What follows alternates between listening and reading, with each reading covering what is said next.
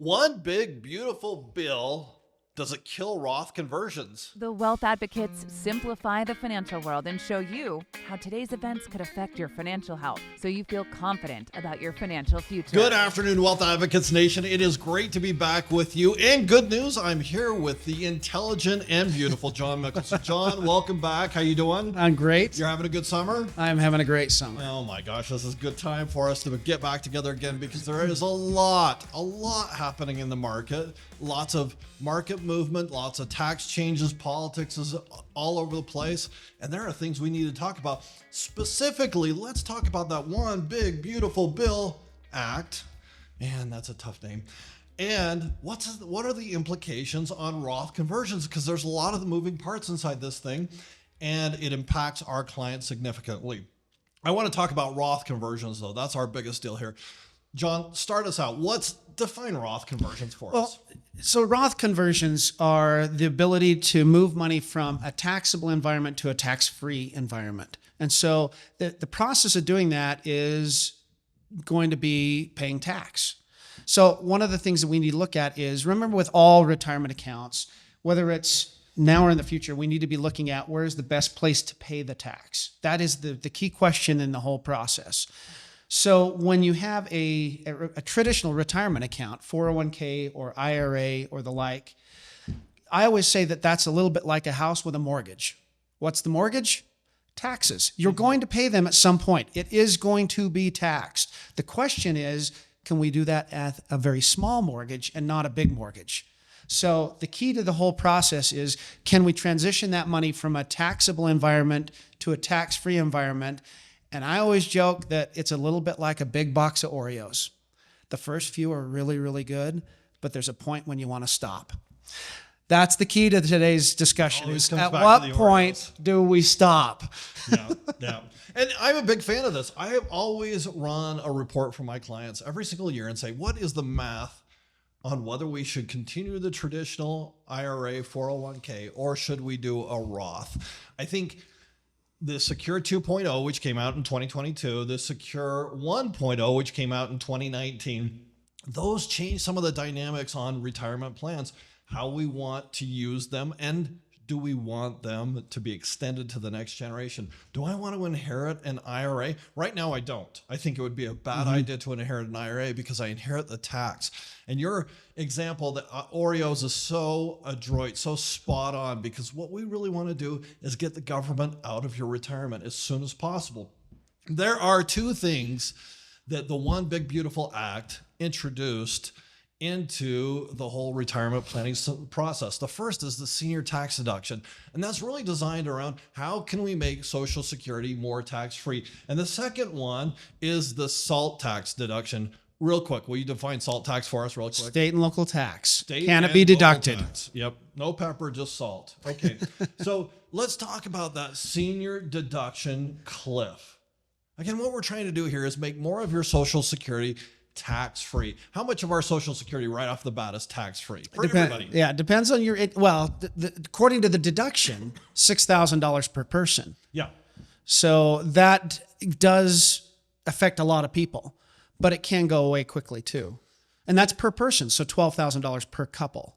And Social Security operates inside of the United States progressive tax system. And because these podcasts live into infamy and people refer to them all the time, I don't want to say what this year's line in the sand is for how much of yours is tax deductible, but it progresses.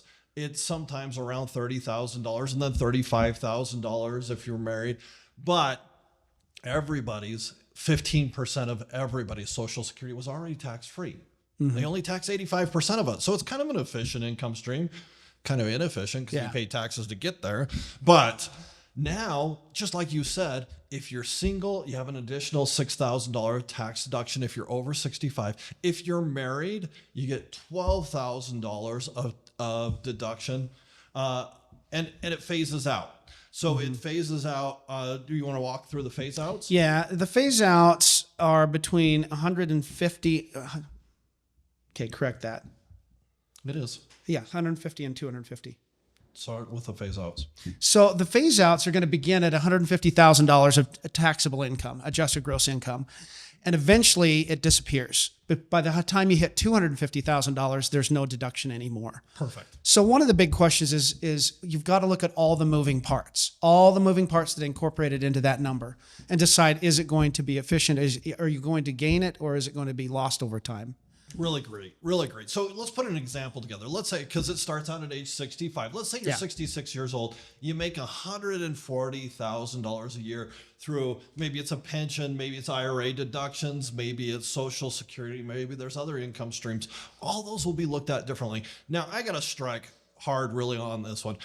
We are not CPAs. We are not preparing your taxes. We're going to forecast some things from a tax standpoint, but we need everybody to run these ideas past their accountant. And the nice thing about Wealth Advocates is we are here to coordinate your income plan, your tax plan, your investment plan, your estate plan, your insurance plan. Those 5 pillars of financial planning are what we do here.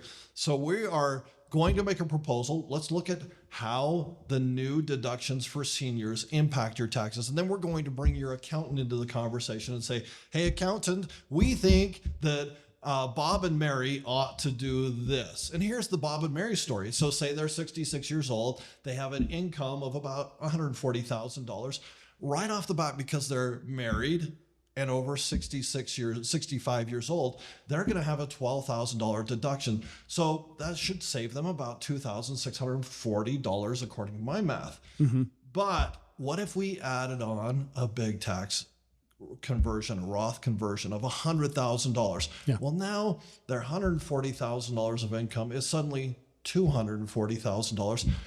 They basically wiped out that whole deduction. Yeah. We've got to talk really carefully with Bob and Mary. Should we do a Roth conversion this year? And then we need to talk to Bob and Mary's accountant. Should they do this? Do you buy off on this? And that's really what we specialize in, is coordinating that. So, John, what are some scenarios where generically Bob and Mary should consider a Roth conversion? You know, a big part of this is there's a little more art than science in a lot of ways, because even with that scenario, if you pay a 22% tax bracket, that's a low bracket. Yeah. If you're in a situation where normally you're going to be pushed into a 30 or 40% bracket because of the income tax being higher and higher, you may say that is the low bracket. Other people would say 22, I will not go up into that range. I'm only going as high as 15. So there's some art to this science to say, where do we go, and what does, not just where we are now, but where are we going in the future? Arguably, we're about as low a tax rate as we've seen in history. If anything, will taxes go up? And again, we're speculating. We don't know. We don't know where they'll be. Exactly right.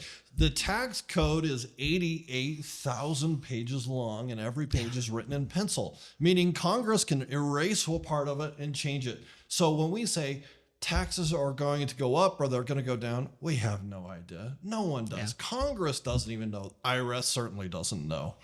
So we have to take all the data points that we can, make the best educated decisions on the information we have today, but coordinating with your investments, your income, and your tax plan, that's critical. So we're going to bring your CPA or your accountant or your tax preparer into the conversation too.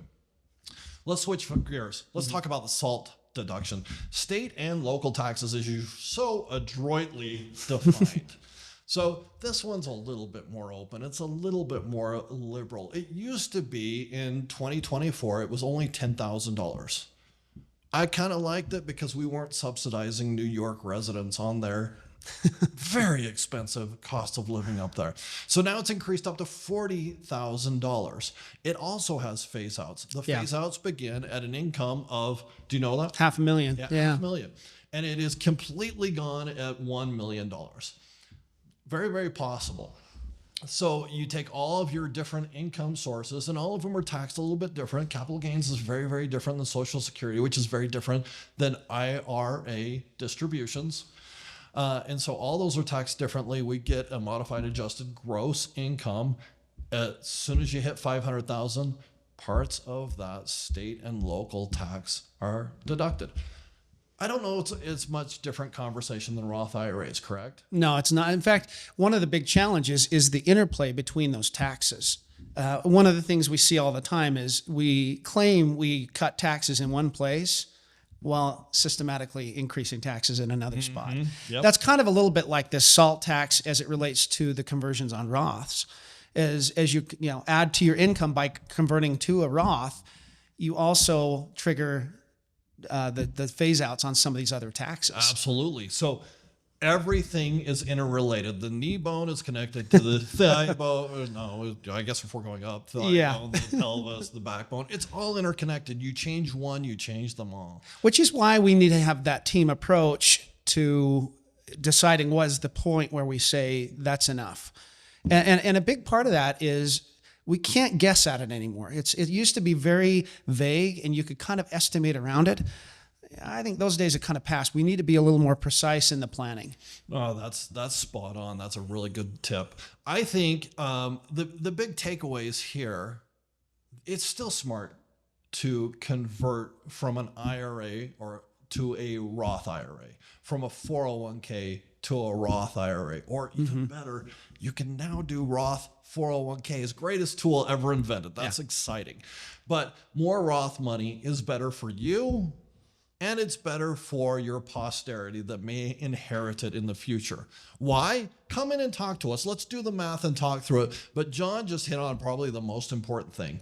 You can't guess on this anymore. You have to do the exact math. It also emphasizes the point of saying, do I really want 3 CPAs? Do I want 3 financial planners? Do I want 3 attorneys? No, you don't. You really ought to decide on one person you trust in each of those categories who can then work together with the others. The coordinated estate. It's brilliant. It's brilliant. So here's some key takeaways.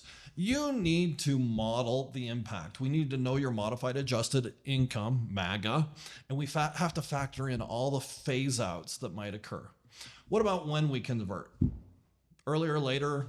What's the best for them? Well, the earlier you convert, the better off you're going to be. I mean, because you need time. You need time. Time is a big component in this because you can't do everything you want in one year. It's just like I said with the big box of Oreos. You're not going to eat them all at once. You want to spread that out over time so that you minimize the impact and the pain, because taxes are painful. It's going to be a part of it. So the question is, how do we do that over time? So we need to not just project out, okay, what are we doing this year? We need to decide, how are we going to do this over time? How are we going to do it year by year by year? Knowing that the environment and the landscape is going to slide from under us. We got to know how to be adaptable at the same time. And the final big takeaway on all this is know your income and don't go over those thresholds. Yeah. There's a know your limit. Exactness. Yeah. Know your limit. Of exactness. And so the big takeaway here is Roth conversions are still a great idea. They're even a better idea if you do it before age 65. They're still a great idea post 65, as long as there's a level of exactness. They still work inside that one big, beautiful bill, but they've become more complicated. So you've got to hire a team. That team has to work together. Nobody can work inside their own silos anymore. We've all got to collaborate. And so to our Wealth Advocates Nation, we do that for you. We're going to bring all of your team together and coordinate and collaborate and make sure you win inside this one big, beautiful bill. So that's all from us here at Wealth Advocates. Thanks for joining in. We appreciate your time and we appreciate your ongoing support. Wealth Advocates is an SEC registered investment advisor. SEC registration does not constitute an endorsement of Wealth Advocates by the SEC, nor does it indicate that Wealth Advocates has attained a particular level of skill or ability. This material prepared by Wealth Advocates is for informational purposes only. It is not intended to serve as a substitute for personalized investment advice or as a recommendation or solicitation of any particular security, strategy, or investment product. Opinions expressed by Wealth Advocates are based on economic or market conditions at the time this material was written. Facts presented have been obtained by sources believed to be reliable. Wealth Advocates, however, cannot guarantee the accuracy or completeness of such information, and certain information presented here may have been condensed or summarized from its original source. Wealth Advocates does not provide absolute legal advice, and nothing contained in these materials should be taken as tax or legal advice. Please consult with your tax professional regarding your particular situation before implementing any strategies discussed. Advisory services are only offered to clients or prospective clients where Strategic Advocates and its representatives are properly licensed or exempt from licensure. No advice may be rendered by Strategic Advocates unless a client service agreement is in place. Strategic Advocates LLC is a registered investment advisor. Please visit our websites at www.wealth-advocates.com or www.strati.co for important disclosures. Securities offered through registered representatives of Creative One Securities, a broker/dealer, member FINRA/SIPC. Advisory services offered through Strategic Advocates LLC, a registered investment advisor. Strategic Advocates LLC, Wealth Advocates, and Creative One Securities are separate entities. Wealth Advocates is located at 255 South Main Street, Suite 140, Logan, Utah, 84321.